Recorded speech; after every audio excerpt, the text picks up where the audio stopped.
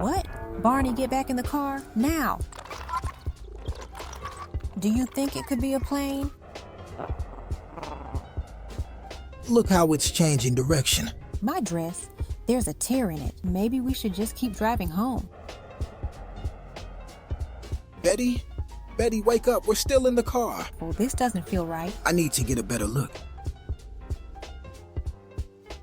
September 20th, 1961. Betty and Barney Hill drove through rural New Hampshire, only to arrive home at 5 in the morning with torn clothes, stopped watches, and a missing 2 hours. Facts even skeptics cannot explain. 3 years later, a police officer in Socorro, New Mexico, reported an egg-shaped craft and 2 unknown figures. His sketch became an official enigma.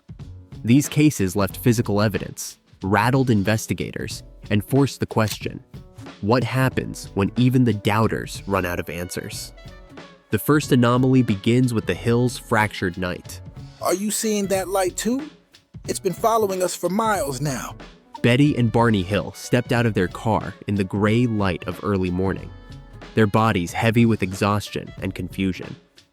The dashboard clock and both their wristwatches read the same frozen hour, stopped inexplicably at a time that made no sense, given the distance they had traveled.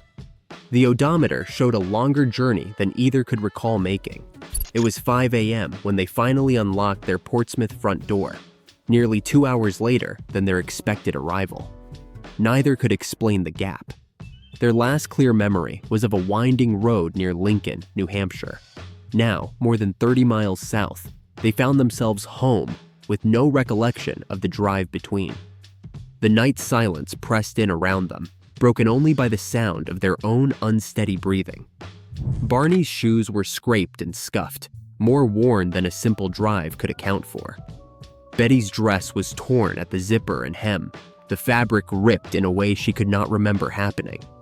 There were strange pink stains on the dress that would later resist cleaning, their origin unknown. Both noticed a fine dust on the car's trunk, a powdery residue they had never seen before. The car's paint, once smooth, now showed circular marks as if something had pressed against it. The couple's watches, reliable until that night, never worked again. Attempts to wind or repair them failed. The hands remained stuck, as if time itself had stopped. For Betty, the sensation of lost time was immediate and overwhelming. She felt a growing unease, a sense that something had happened in those missing hours that her mind refused to retrieve. Barney, normally rational and grounded, found himself gripped by a fear he could not name. He remembered a sequence of beeping sounds as they left the scene near Lincoln, a mechanical rhythm that seemed to echo in his mind with no clear source. The stretch of Route 3 they had traveled was almost entirely deserted at that hour. No other cars, no open businesses, only the dense woods and the shadow of the mountains. Their arrival home was not just late, it was marked by a physical and psychological disarray that neither could explain. The torn clothing, the stopped watches, the dust and marks on the car all stood as silent evidence of a night that had slipped beyond their control. In the days that followed, the couple struggled to piece together what had happened. The physical evidence was undeniable, yet the absence of memory left them with only questions. Why had their watches failed at the same moment? What force could have torn Betty's dress and scuffed Barney's shoes? The answers remained just out of reach, hidden within a 2-hour gap that neither could fill. The facts were simple, but the implications were anything but. Something had happened on that isolated road, and neither logic nor routine could account for the damage left behind. What? Where are we? How long have we been driving? Dr. Benjamin Simon, a Boston psychiatrist and specialist in trauma, began meeting with Betty and Barney Hill in late 1963. Both arrived with symptoms that lingered long after their drive through New Hampshire. Betty suffered from vivid nightmares and anxiety. Barney reported insomnia and a sense of dread he could not explain. The couple sought answers not from UFO investigators, but from a clinician trained to find the roots of psychological distress. Betty, are you seeing that light too? It's been following us for miles now. Drive, just drive. Simon chose hypnotic regression, a method designed to recover memories that might be buried by trauma. The sessions took place over several months, each one recorded and reviewed for accuracy. Simon approached the process with skepticism, careful not to introduce leading questions or suggest explanations. His goal was to understand the source of the hill's distress, not to validate stories of extraterrestrial contact. Under hypnosis, Betty described being led by small beings with large dark eyes. She recalled a silent corridor, a bright examination room, and a medical procedure involving a needle pressed against her navel. Barney's sessions uncovered memories that echoed Betty's in structure but diverged in detail. He remembered a ramp, figures with wraparound eyes, and a cold metallic table. Both described a sense of helplessness and clinical detachment from their captors. Simon noted that while the broad outlines of their stories matched, the specifics often differed, enough to suggest independent recall rather than a rehearsed narrative. Betty recounted a moment alone with a figure she called the leader. She asked where they had come from. In response, she was shown a star map, an array of points connected by lines, some solid, some broken. After the hypnosis sessions ended, Betty drew this map from memory. Years later, Marjorie Fish, an amateur astronomer, compared Betty's drawing to known star systems. Fish proposed that the pattern matched Zeta Reticuli, a binary star system nearly 39 light-years from Earth. This claim, though never confirmed by professional astronomers, became a touchstone in UFO circles, fueling speculation about the origins of the craft. Simon's clinical notes reflect his caution. He concluded that the hills had undergone a traumatic event, but he did not accept the abduction narrative as literal truth. In his published assessment, Simon described the case as a singular psychological aberration. He acknowledged the consistency and emotional intensity of the hill's accounts. I need to get a better look. Hand me the binoculars from the glove box. Yet he warned that hypnosis could not distinguish between memory and imagination, especially when dreams and waking recollections had already begun to blur. The stopped watches and torn clothing existed before the hypnosis. The physical evidence was real, even if its cause remained uncertain. The memories recovered under Simon's care, however, belonged to a different category: compelling, detailed, and by their nature impossible to verify. The case now rested on a line between objectivity and subjective experience, with neither side offering a complete explanation. Betty and Barney Hill never sought publicity or profit. Their story grew in the retelling, shaped by books, television, and the growing interest in UFO phenomena. Yet the heart of the case remained unchanged. Two people, a night they could not explain, and a lingering sense that something extraordinary had happened. The artifacts, the watches, the dress, the residue, remained silent. The memories, once locked away, now raised as many questions as they answered. As the Hill case faded from headlines, a new kind of witness would soon step forward, a trained observer with a badge, a radio, and a clear view of the unknown. Officer Lonnie Zamora steered his patrol car down the dusty backroads of Socorro, New Mexico, answering a radio call that pulled him away from a routine traffic stop. The afternoon sun cast long shadows across the arroyo, a dry, rugged gully carved into the desert floor. As Zamora crested a rise, his eyes caught a flash of white against the muted earth tones. 150 yards ahead, an object sat low in the wash, its outline unlike anything he had seen in years of police work. The craft had no wings, no rotors, no markings of any plane or helicopter. Instead, Zamora described it as EGG-shaped, oval, metallic, and resting on legs that jutted out from its base. Its surface reflected the harsh New Mexico light, but what drew his attention even more were two figures moving beside it. Both wore white coveralls, their forms small and almost childlike from a distance. Zamora watched as they seemed to move with purpose, but he could not make out faces or details. Their posture, bent slightly as if working or examining something, suggested they were focused on a task. Years of training had taught Zamora to catalog details fast. The craft's size about the length of a small car, the figure's movements, and the lack of any visible doors or windows. He radioed in his location, voice steady but edged with confusion. His first thought was of an overturned car or a strange experiment gone wrong. He stepped from his cruiser and began to approach on foot, boots crunching over gravel and sparse brush. Without warning, the two figures vanished behind the craft. A sudden, deafening roar shattered the quiet. Zamora later compared the sound to a jet engine at close range, startling, guttural, and powerful enough to make him instinctively duck for cover. The ground vibrated beneath his feet, and he watched as a blue and orange flame shot from beneath the object. The craft lifted straight up, clearing the arroyo in seconds, then paused in midair for a heartbeat before accelerating away with astonishing speed. Dust and debris swirled in its wake, the roar fading into silence as quickly as it had come. Zamora's police training kicked in. He scanned the area for evidence, eyes watering from the lingering smoke and the acrid scent of scorched brush. The craft had left no ordinary footprint. There were no tire tracks, no boot prints, just the memory of that metallic form, the two white-clad figures, and a sound that still rang in his ears. He returned to his cruiser and called for backup, voice tight with urgency but anchored by the discipline of his badge.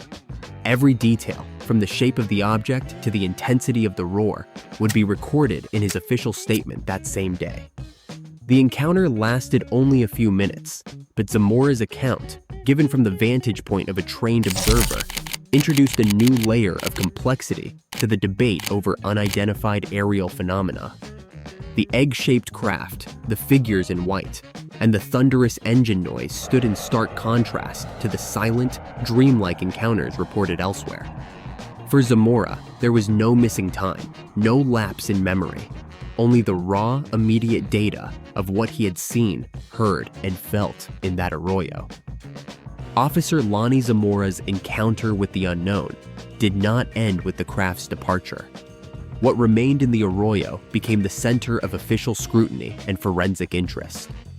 Within minutes, Zamora and fellow law enforcement officers began a methodical examination of the site.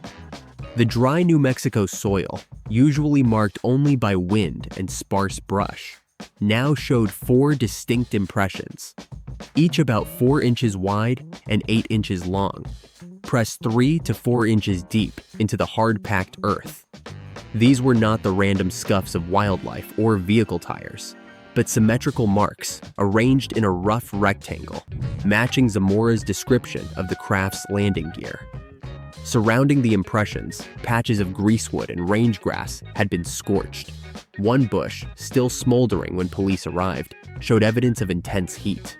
The burn pattern extended in a rough circle, with a radius of nearly 10 feet, and left behind blackened stems and a thin layer of ash. The distribution of this damage suggested a point source of heat, not wildfire or lightning. Investigators took soil samples and collected charred plant material for further study, though no laboratory results were ever made public. Zamora's on-scene sketches, completed before the arrival of military investigators, captured the layout of the impressions and the location of each burned area. These drawings, now preserved in the official case file, provided a baseline for later analysis. The sketches matched not only Zamora's verbal account, but also the physical evidence found by others who visited the site in the hours and days that followed. State police and military personnel from White Sands Missile Range arrived soon after, photographing the landing marks and taking their own notes. Captain Richard Holder of White Sands and FBI agent Arthur Burns both conducted interviews and reviewed the evidence firsthand. Project Blue Book, the U.S. Air Force's official UFO investigation program, assigned the Socorro incident a high priority. Their case file notes the presence of ground impressions, burned vegetation, and the lack of any conventional explanation. Investigators cross-checked military flight logs, experimental aircraft schedules, and local college activities. No aircraft, balloon, or known vehicle matched the description or could account for the physical traces. The possibility of a hoax was considered but found wanting. No footprints led to or from the site, and the technical means required to create such marks and burns were beyond what local students or pranksters could plausibly achieve in 1964. After weeks of analysis and interviews, the Air Force closed the file with a single word: unknown. The Socorro landing joined a small handful of cases in Blue Book history to receive this designation, a verdict reserved for incidents with credible witnesses, corroborated physical evidence, and no plausible conventional cause. The sketches, the burned brush, the precise landing marks, and the official classification all remain part of the public record. The arroyo itself soon returned to silence, but the traces left in that dusty soil and in government files continue to resist easy explanation. Accessing primary evidence from the Hill and Socorro cases begins with knowing where records live and how to request them. The University of New Hampshire Library holds the Betty and Barney Hill papers, covering 1961 to 2006. This collection includes correspondence, photographs, and references to physical items like Betty's torn dress and the couple's stopped watches. Gaining access requires a written request to special collections, with details about the items or dates sought.